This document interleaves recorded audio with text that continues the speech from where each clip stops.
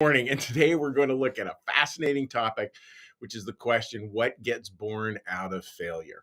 And I love that question. And it was interesting yesterday reading an author and Sam Wells, who I really enjoy, and Sam Wells was saying, yeah, it's interesting when we really start to allow the Christian message into our heart, it gives us a totally different way of seeing mistakes of the past and opportunities in the future, and it starts to all be seen with more hope and more faith, and it just shifts it away from the fear and the panic that most of us live in most of the time.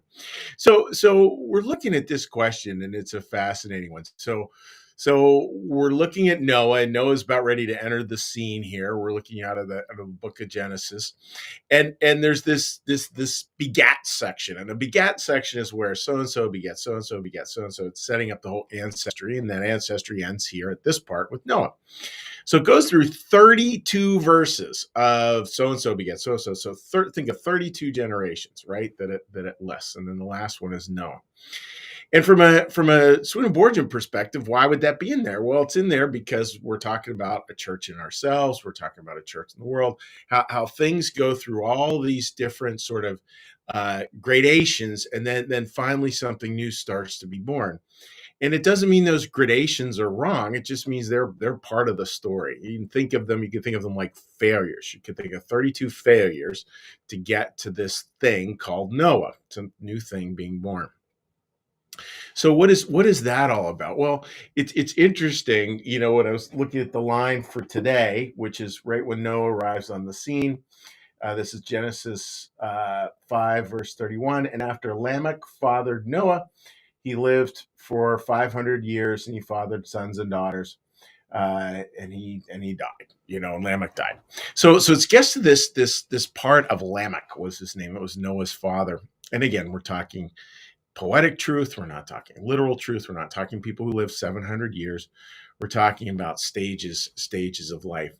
And this last final stage was pretty funny the way it gets described. This last final stage, it says, yep, about all it was survival, right? And all of us, raise your hand who have just reached had a point in their life where pretty much all you were able to do was survive. In other words, survival was just it. And as a dear counselor friend of mine often reminds people, she says constantly, just remember, if you're drowning, treading water is a pretty good thing. And that's sort of where I kind of see this last stage. Like, we're just surviving. There's no big thoughts. There's no big picture. We're just surviving. The water's here. We're just treading water. I imagine many of us, if not all of us, have reached a state like that in our lives. And that's where something new does start to be born. To tie this back into Dark Night of the Soul, which is really important and needs constantly remarked on from St. John of the Cross way back in the Middle Ages, is he said what happens with the Dark Night of the Soul is all our views of God get tested, tried, and die until we end up with the real essence of who God is. And that's a beautiful idea. It's because it's not like God inflicting this stuff on it so that something new can be born. It's about us going through a sorting process where the bad stuff slowly gets pushed aside, and we have to reach for what reality actually is. And that's what gets born out of failure, is this actual deep understanding of what reality is. And oftentimes we don't get there until literally all we're able to do is just we're just surviving, and then something new gets born. What is that something new that we're going to be launching into? Well, it's fascinating to look at how Emanuel Swedenborg sort of does his Bible studies. He's talking about this, talking about Noah, and then he keeps on jumping back to, oh, and I just want to add a special chapter on joy. This is the second time in this particular Bible commentary where he's gone through a series and goes, oh, and I just want to talk about joy for a while. Pay attention to that, because I think that is stinking beautiful. Here's somebody who's writing this stuff, and God's giving him these insights, and he's like, oh, I better write about joy, because it's obviously what he was experiencing at that time.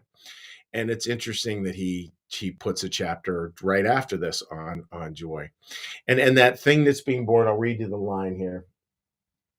It's where we come to realize that heaven is sharing love, and joy, heavenly joy, is the joy this love imparts.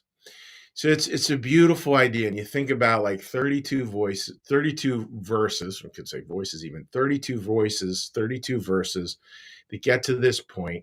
It's a point of despair. It's a point where we're just surviving. And then out of that can actually be born this idea that what is heaven? Oh, heaven's just sharing love. All these other 32 things that I had that I thought heaven was, that I thought God was, that I thought everything was, they're sort of they had their day. All systems have their day and then they move on. They had their day, but they're not holding on to what true reality is. And we arrive at a grounded place of true reality. And that true reality, again, it's just this idea that what's heaven, it's where we just learn to share love. We share love with each other. We love each other. And then there's a joy that comes out of that. This agape love, this love that's willing to sacrifice, this love that really is oriented around service. It's what it all comes down to, folks. And that's a beautiful, I mean, that's some really powerful theology there. And it's not, again, to say that anything we're doing is bad and wrong. um, you may be on verse 10. I'm probably on verse 5, and nothing wrong with that. That's the process, and that's of God's grace, that he's continually has his divine providence that's moving us through and allowing us to try out these other things. I mean, we're free to try out anything we want, and but it's all with an eye towards, God's holding us all with an eye towards getting us to this place where Noah can be born. And when Noah's born, there's a whole nother journey there, a whole nother hard part, a whole nother batch of things that needs let go of. But it's just fun to think of that little spark, out there. So that's the thought for today, folks. I hope that makes a lot of sense. And what we're going to do now is we're going to do a little meditation, a little prayer, a little blessing, and then I do have a special comment question that I want to put out there for you folks. I'm going to wait until we get through this next part. So, with that, friends, let's get a little breath.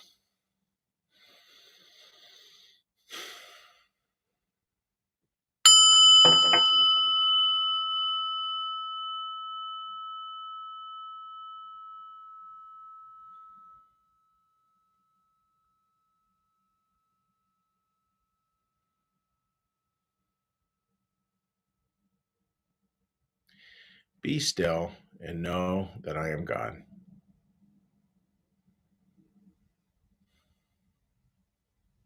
Be still and know that I am.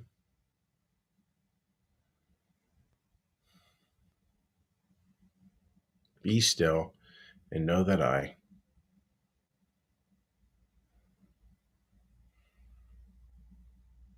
Be still and know that.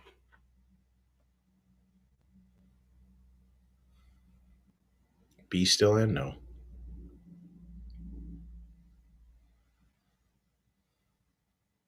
Be still and.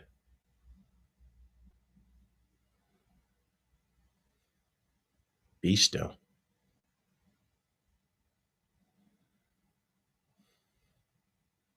Be.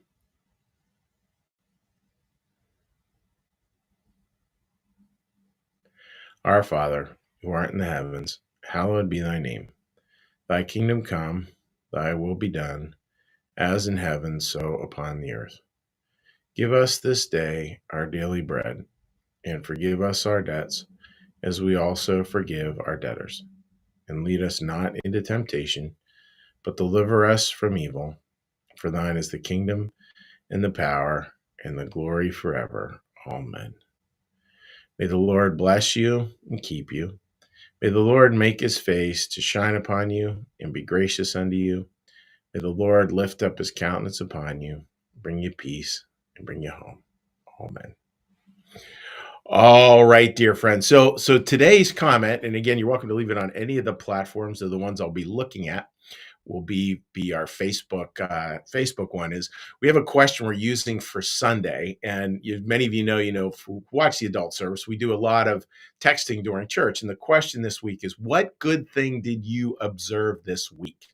What good thing did you see this week, or what was a good thing that you saw this week?